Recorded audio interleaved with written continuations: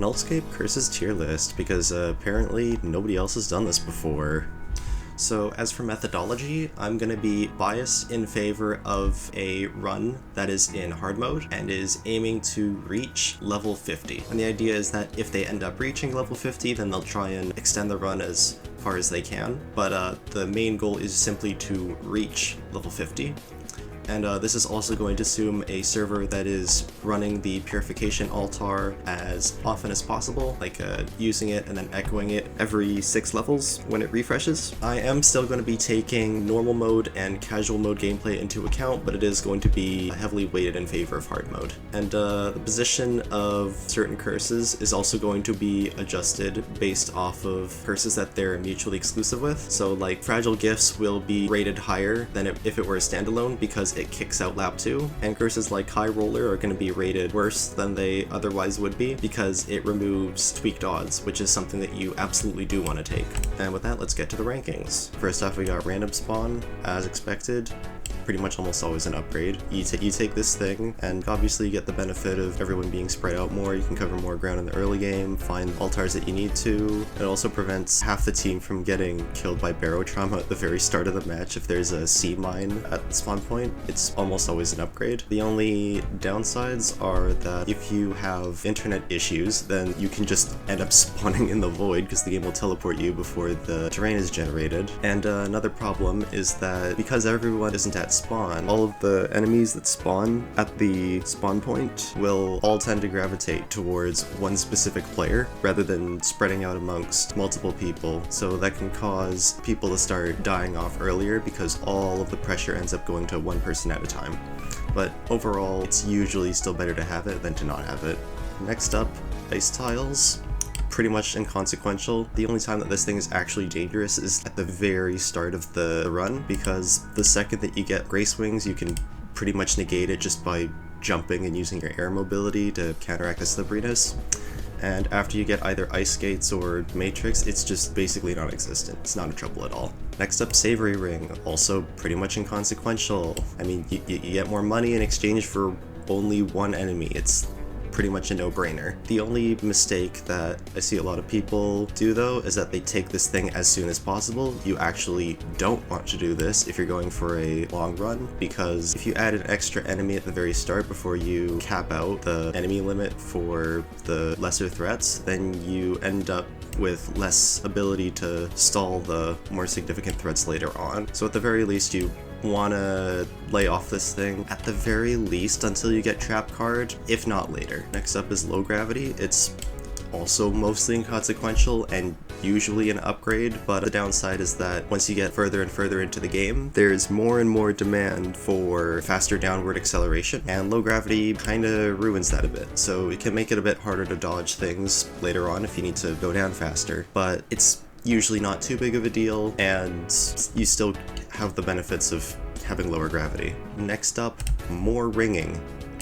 This one's going in the significant difficulties tier because it makes you blind, basically. Especially the further you get into the game, when there's more and more enemies and more bells, this thing just rings constantly, and so your vision is greatly hampered. And God forbid you get the special interaction where the bell teleports on top of Cadence, because then Cadence will just keep ringing it over and over and over again until it teleports again. So it's a loss of visibility is pretty significant. It can be learned, so it's not one of the worst curses ever, but it is definitely one that you want to try and hold out on taking for a really long time. Next up, lap 2. This one is not actually going to go in the worst category, only the second worst, and the only reason for that is because if you are at the very start of your run and you don't have the necessary players to do early purgatory altars, you can take this thing to try and help shore up your early game economy and gamble on trying to purify it later on, but that's pretty unreliable, so most people don't do that, but it is an option.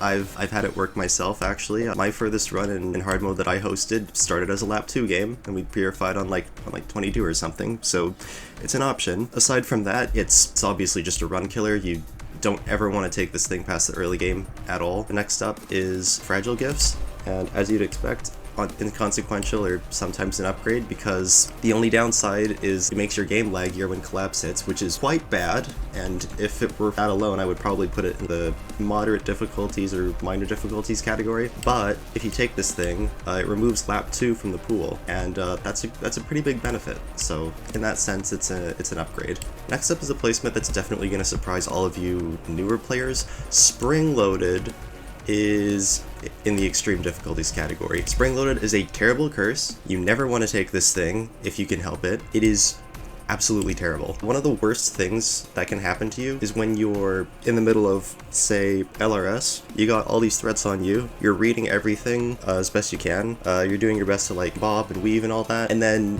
fuck-ass Springer from the other side of a wall lands, and that shockwave hits you and sends you into like a C minor or something. Completely disrupts your rhythm, and then you die. Well, with spring loaded, it's 10 times worse. The shockwave is bigger and it sends you to the goddamn moon. You can't dodge for shit. And then there's 2 of them you have to worry about. And then another problem is that it makes the game so much goddamn louder. Like if you ever played an early game hard mode run with several springers and then they take spring loaded, you can't hear anything. The worst thing that can happen is if you have so many horses with spring loaded that are causing so much noise that like you can't even hear Cadence spawning instruments anymore, and then Cadence just wakes up before you can even do anything. So yeah, it's a spring loaded, extremely bad curse. Don't take this thing. And next up, weaker jump pads. It's honestly mostly inconsequential, specifically unless you're playing grappler. Like for grapplers, it would probably be like minor difficulty curse, but for pretty much everyone else, it's pretty much inconsequential. The purpose of a jump pad is never even really to get height, it's mostly just to refill your double jumps and stall your downward momentum, and arguably in late game it even becomes an upgrade because sometimes you don't want to be launched upwards by a jump pad. Next up is trip nuke. It's also pretty much inconsequential. The explosion radius is honestly really small. You're rarely, if ever, going to be next to other people when a trip mine goes off, unless someone is specifically trying to troll you with it, so it's pretty much nothing burger, you can always take it. Mart infection is also pretty much free. The only thing it does is spawn more marts whenever someone dies, and because of how Mart works, they all just tend to concentrate into an easily avoidable cloud anyway, so the only time that it's ever a threat is if you have Mart slide with it, but you're not ever going to take Mart slide. And speaking of Mart slide, worst curse in the entire fucking game. I don't think it needs any explanation whatsoever, especially when paired with Mart infection. The only time that someone is ever going to take this is if they're in a meme lobby. It's if they're trolling. It's an absolute run killer because it's basically entirely luck dependent on whether you get hit or whether you get spared. There is very little you can do in terms of preventative measure to avoid getting hit by this thing. It's terrible. Next up is fate count. Honestly, most people would probably put it more like in the moderate difficulties category. I'm gonna put it in significant difficulties. I have really bad experiences with this thing. I have witnessed more than 4 lobbies die the second that they take this thing because they misjudge how many gifts they've collected. They hit the Echo Purgatory, and then the run just dies. Not being able to tell how many gifts you've collected is actually super ass.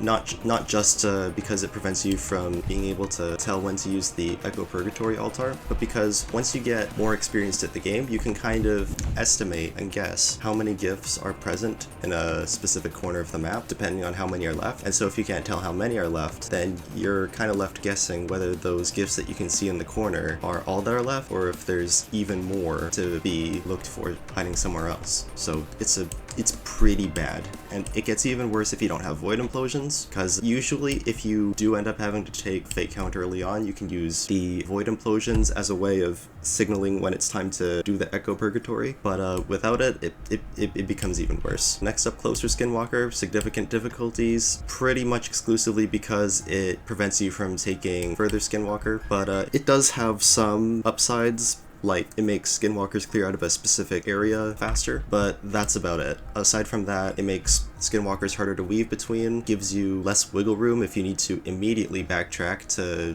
like, dodge during LRS, or if you just need to reposition yourself, gives you a lot less leeway if Dozer is attacking you, and if you happen to have random skinwalker on top of closer skinwalker, the random skinwalker can actually make them follow even closer to you, so you have almost zero delay between the first skinwalker and yourself, which makes enemies like Dozer even more deadly, and it gives you virtually no room to do immediate backtracking. So closer skin, you basically never want to take this over further skin. And speaking of, further skin is pretty much almost always an upgrade, because pretty much all of the opposite that I said about closer applies to further. You get a more immediate backtracking leeway, and it's easier to weave between the skinwalkers. The only downside is that it takes skinwalkers a lot longer to clear out of a particular area if you have a long train of them, but it's mostly a non-issue because you can either just stall in other parts of the map and wait for them to leave, or you can just, you know, bob and weave between them, because this makes it a lot easier to do that. Next up is taller skinwalker. It's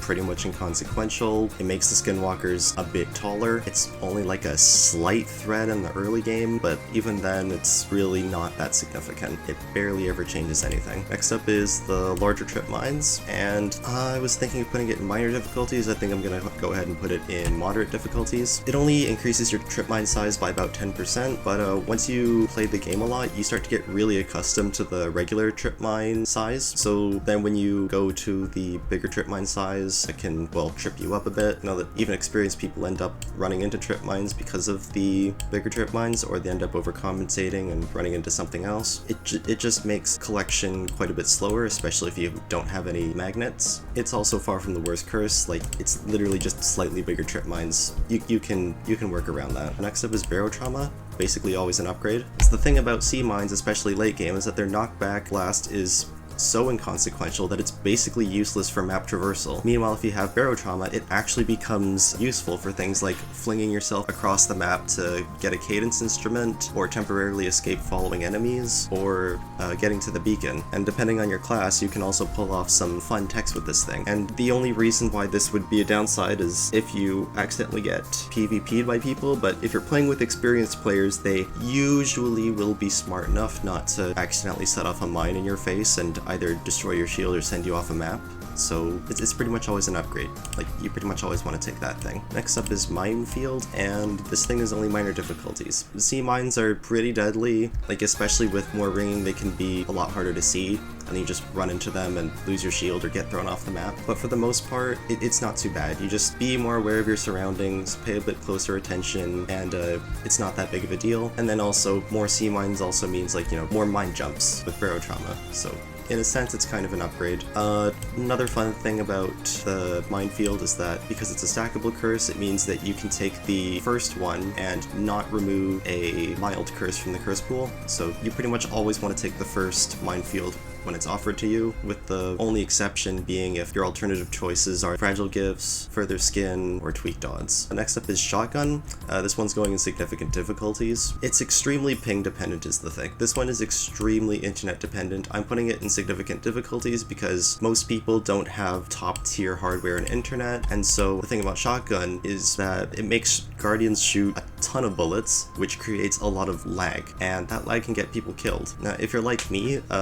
who has pretty decent internet while playing NULLSCAPE and a decent computer, this would probably go down into like the minor or moderate difficulty section. It's pretty much a non-issue, but for most people, including the top players that I've played alongside, they really dislike this thing, so I'm putting it in significant difficulties. Next up is Beacon Mirage. It's pretty much inconsequential. There are some edge cases where I've seen people get fooled by it. Honestly, I've gotten fooled by it like once or twice myself, but for the most part, you can easily tell which beacon is the real one because Cadence will be sitting right next to the real one, and also only the real beacon makes the appearing noise. So Beacon Mirage, pretty much inconsequential, basically free. Next up is High Roller. This one's going in minor difficulties. The thing about High Roller is that if you're doing a Mart slide run, then it's pretty much an upgrade because it removes Martpocalypse from the pool and replaces it with Oh God the Flesh, which is comparatively a lot better if you have Mart slide. But in pretty much every other case, it's just not something that you want to take. I'm only putting it in minor difficulties because on its own, it's a pretty free curse, just don't touch chance altars. But the only reason why I'm not putting it in consequential is because it's mutually exclusive with Tweaked Odds. And speaking of Tweaked Odds,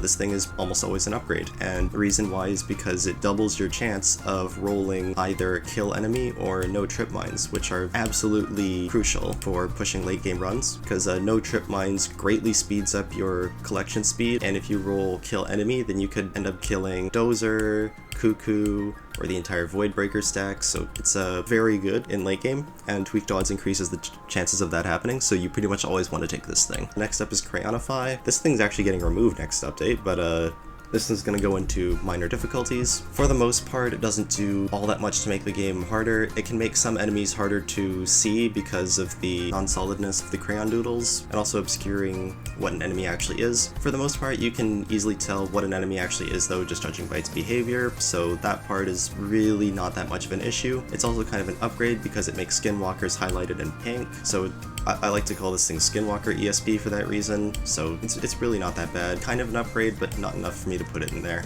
Next up is Scattered Gifts. This thing's going to go in moderate difficulties because it greatly slows down your collection speed, especially if you don't have any magnets. This thing is really annoying, especially if you're playing a class like Charger or Diver, where you normally use your ability to collect a long line of gifts really quickly. Scattered Gifts makes it significantly harder, if not impossible, sometimes to do this. On its own, it's not super deadly, but it does slow down runs a lot, and that can mean that people's stamina will wear out faster and the run can die sooner because of that, so it goes in the moderate difficulties category. Next up is more trip mines. This thing also goes in the moderate difficulties category because trip mines are relatively simple and easy to avoid on their own, and it doesn't pose that much danger to the run. However, the reason why it doesn't go in a tier like minor difficulties or inconsequential is because the extra trip mines it generates directly replace gifts on the map, and fewer gifts means you get less money from doing purgatory altars, so you can end up poorer if you take this thing early. So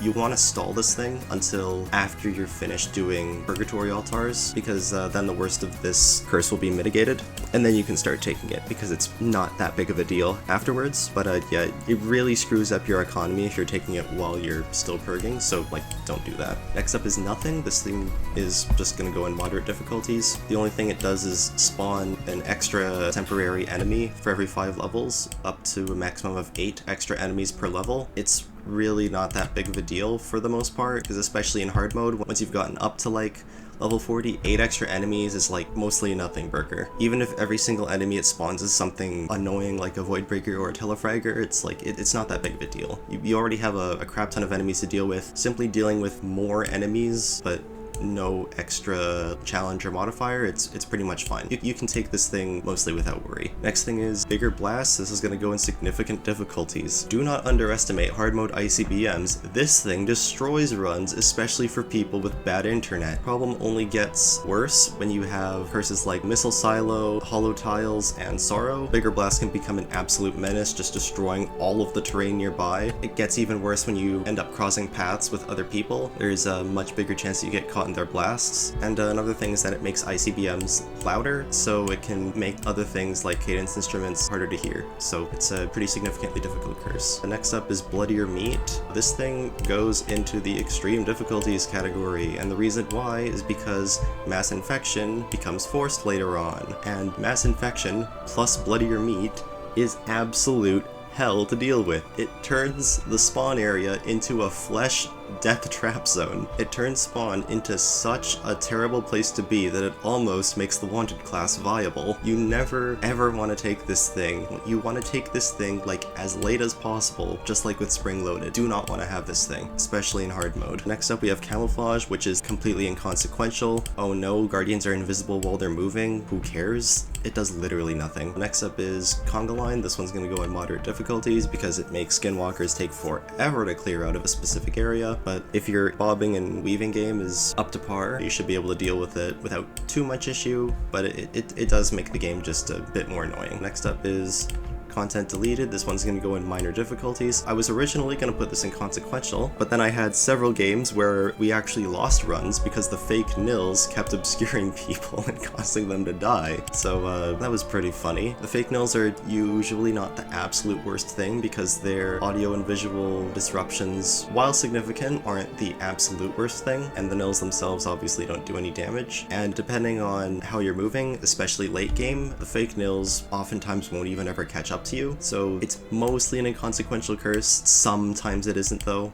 only gets minor difficulties. Delusion is basically inconsequential. It's one of those curses where you never want to take it if you're new to the game, because then you don't know what you're up against, but once you're experienced with the game and the enemy composition of every level doesn't really matter anymore, it becomes basically inconsequential, because if you want to know what enemies there are, you could just look around the map, figure it out yourself, it'll be fine. Next up is Pacifier. This one's going in moderate difficulties, because the thing about Pacifier is that early on it's not that big of a deal. When there are limited things to pay attention to, the baby's blurred lines are not that hard to see, and their lack of audio cue isn't the worst thing ever too. Problem is that once you get really late into the game and then you start stacking on other things that make everything harder to see, like Crayonify or Sorrow, Mass Infection, content deleted, it actually does become quite a bad thing. Particularly normal babies with their red lines tend to blur into the background if you have Sorrow. In my sensory overload video, this thing actually is what got me killed, because there was a tantrum baby trailing me and I didn't notice it because its blurred line kind of faded into the rest of everything else that was going on, and so I actually ended up dying to it. But it's still not nearly as bad as like all the curses above it though, so it's only going in moderate difficulties. Redacted, it's basically inconsequential. Every third time a nil gets angry, it'll start acting like a really bad Mart slide for a couple seconds. It's really not a problem. Just run away from it, you'll be completely fine. Especially late game, when you're constantly moving at like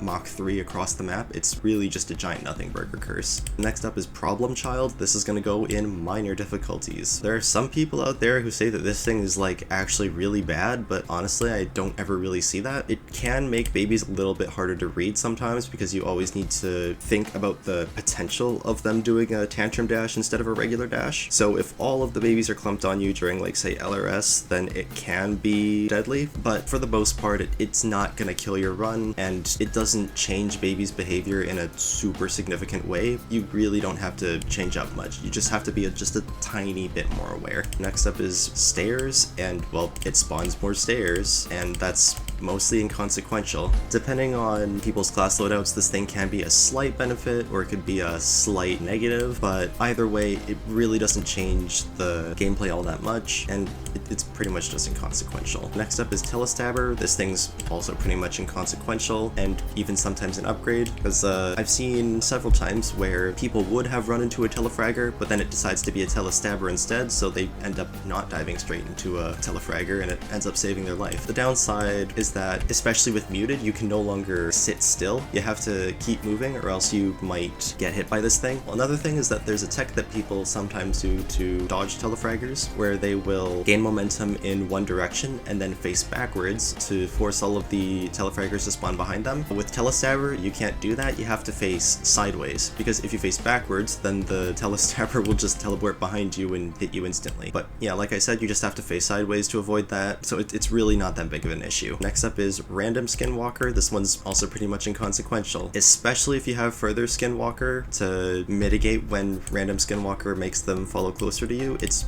really just mostly a non-issue. You're pretty much not ever going to notice it most of the time. Sometimes it can make Skinwalkers follow even further away from you and give you even more wiggle room, so pretty much inconsequential. It's pretty much free. The next up is Mighty Chivalry. This one's going to go in moderate difficulties, because like I said earlier about Spring Loaded, with Springers being an absolute menace in general already, with their random jumps and very little telegraphing, these things are oftentimes a lot more deadly than they look. They don't get you super often, but when they do, it's like, it doesn't feel good. So this thing's going in moderate difficulties, though if you do have a Spring Loaded already, then this thing would be like Extreme, and then it gets even worse if you got max Springers from Trap Card, which you probably don't want to do, but if that ever does happen, then this becomes really bad. Next up is Missile Silo. This one's only going to go in minor difficulties. On its own, it's really not that big of a deal, because ICBMs on their own are not that big of an issue, unless you're still in like the really early game. A Missile Silo does become a much worse pick if you have Bigger Blast, or Hollow Tiles, or Sorrow and Hollow Tiles, but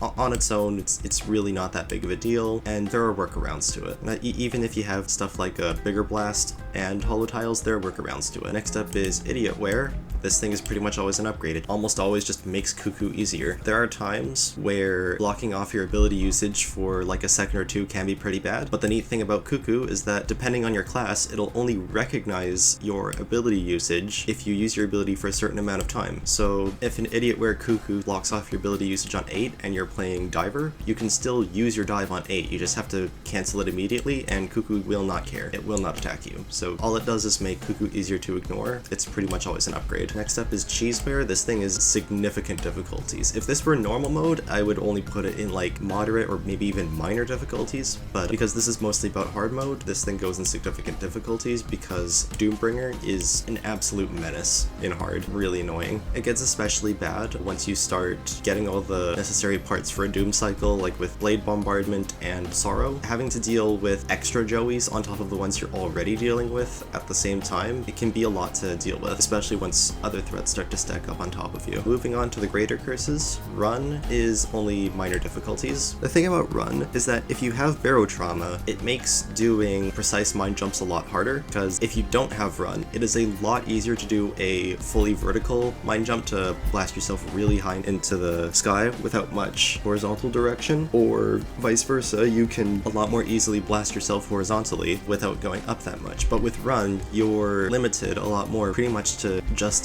diagonal blasting, which is annoying, but on its own, it's just a minor inconvenience. It's still only a danger if you actually touch a sea mine, and even then there is still the opportunity to get out of the blast radius, depending on what class you're playing, so it's really not that big of a deal. Tantrum and Rebirth I'm gonna rank together, and I'm gonna put them both in minor difficulties. There is a long-standing debate about which of these two is better to take in normal versus hard mode. Most people seem to say that you want to take Rebirth in normal and Tantrum in hard. Honestly, it doesn't really matter all that much to me. They perform about the same, they make the game about the same amount more annoying. There isn't really a super significant difference between these two. It doesn't really matter which one you take. But they do both make babies quite a bit more annoying to deal with upping the pressure on whoever has to deal with them. But compared to some of the other greater curses, it's still preferable to take them. Next up is Void Implosions. This one's gonna go in minor difficulties. If there's anything more deadly than the actual Void Implosions themselves, it's the visibility, because they're really big and they're somewhat difficult-ish to see through. So if a cluster of them spawns like right on top of your camera or the spot where you were going to move your camera to, then it can mess up your visibility if you're like in the middle of, say, dodging void breakers or something like that. But they're overall not that big of an issue, because especially later game when you have all of your mobility upgrades, you can just outrun them very easily, and they disappear fairly quickly too, so they're not likely to block off something important. They also have benefits too. I mentioned earlier that a fate count can make it a lot harder to decide when to use Echo Perk, so you can use the Void Implosion spawning as a signal to start doing that, because they only start appearing at the last 10% of gifts. Next up is Hollow Tiles. This one's gonna go in moderate difficulties. On its own, it's probably only like a minor thing, but in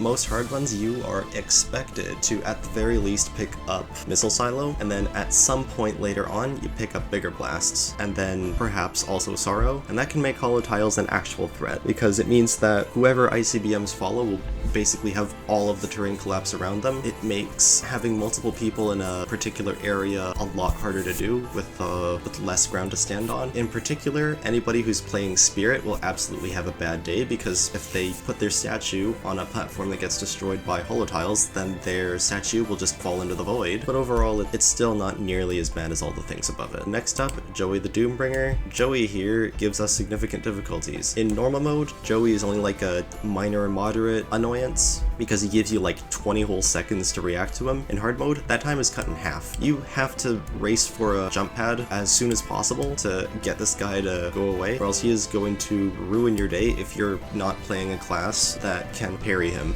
I've had several times where I'm trying to reach the last couple gifts or get to a cadence instrument during an LRS, and then Joey starts going off, and because there are no pads or grapple points in the direction that I'm going in, I have to turn around and find one, and then try and circle back there, now with all the skinwalkers and guardians in the way. So Joey's a pretty significant mess to deal with. It's especially bad considering that, depending on your RNG, he can end up being your forced pick for level 10 and Greater Curse. He's not like a run ender or anything, but it's really annoying to deal with. Next up is Inverse Destruction. It's pretty much inconsequential, because especially once you have shoes and a ninja belt, you can get back to the beacon solely by using sea mines and jump pads anyways. It's really not a big of a deal at all. There is a slight downside with it causing a lot of lag, especially in combination with fragile gifts, but overall it's not enough to make it anything worse than inconsequential. Sorrow, extreme difficulties. Probably saw this one coming. Sorrow on its own is not that big of a deal to deal with, but it does shut down a ton of options for evading literally every other threat for a good like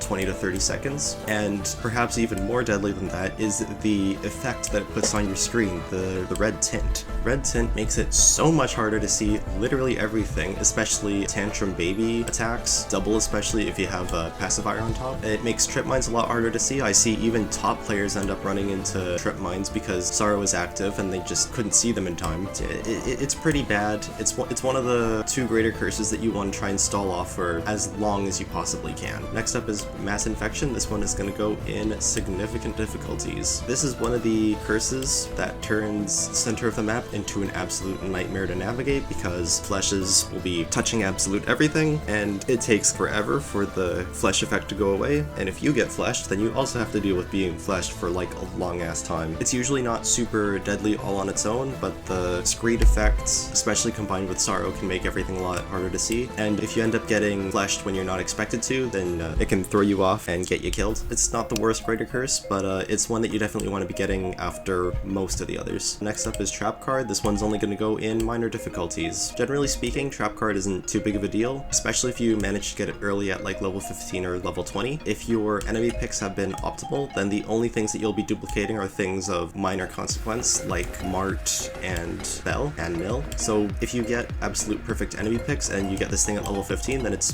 basically a nothing burger. There are times where Trap Card just won't appear early on, and then you're forced to take it far later on, and then you can end up being forced to duplicate things like Void Breakers, so that's where part of the difficulty comes in, but for the most part, it's really not that big of a deal. Next up is One Last Choice. First greater curse going in the worst category. This thing is, as you could probably expect, absolutely terrible. In pretty much every single roguelite game or card game or any game involving choices, it's pretty much a universal rule that anything that gives you more choices is overpowered, anything that removes choices is extremely bad. The same is true for NULLSCAPE. You want to avoid this thing until like level 45 or level 50. You only want to take this thing once Muted and Sorrow are left in the pool. It doesn't really need any more explaining than that. You have fewer options, more things are up to RNG, you have to reroll more. It's just really bad. You don't want to take this thing until as late as possible. Next up, Blade Bombardment. This one's going to go in moderate difficulties. This thing is taken in large part mostly just to kick Ballet of Blades out of the Greater Curse pool, although it does have merit on its own in some people's eyes, making Voidbreaker easier to deal with. I find them to be about the same as the regular Voidbreaker. It's just different. There is a little bit more difficulty with Bombardment Voidbreakers because the total length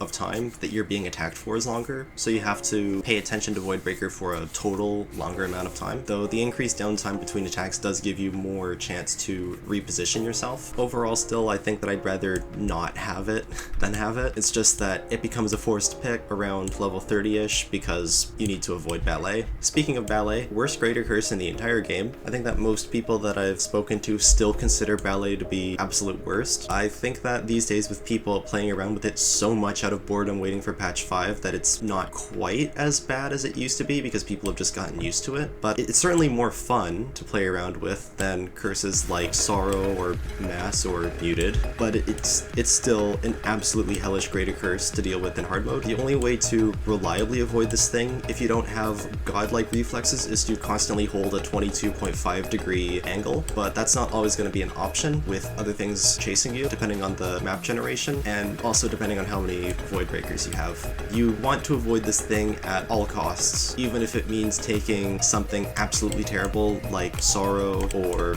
One Less Choice before it. And last but not least, we have Muted, which is also one of the worst greater curses in the entire game, and not only is it super bad, but it's also super unfun to play with, which is why thankfully it's being replaced in the next update. The thing about Muted is that it's not the absolute hardest thing to play around. The worst of its effects can be mitigated simply by being careful. The problem is that if you're playing carefully, you're playing slowly, and so gift collection goes by a lot slower, and if things are going by a lot slower, then that means that if people die, the other people have to pick up on the slack a lot more, and this depletes their stamina faster because they have to do even more work. It also causes the run to go on for longer, which causes everyone's stamina to deplete even faster, and so it can end up causing runs to die several levels sooner because everyone gets tired tired or bored of playing, and then they all start to slip up more, and then they all die to stupid things like sea mining themselves off the map or something. So yeah, Muted is the single worst greater curse that isn't mutually exclusive. It is the one that you want to take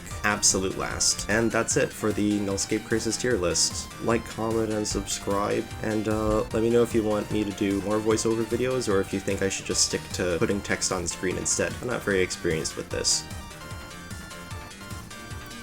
Okay, bye-bye.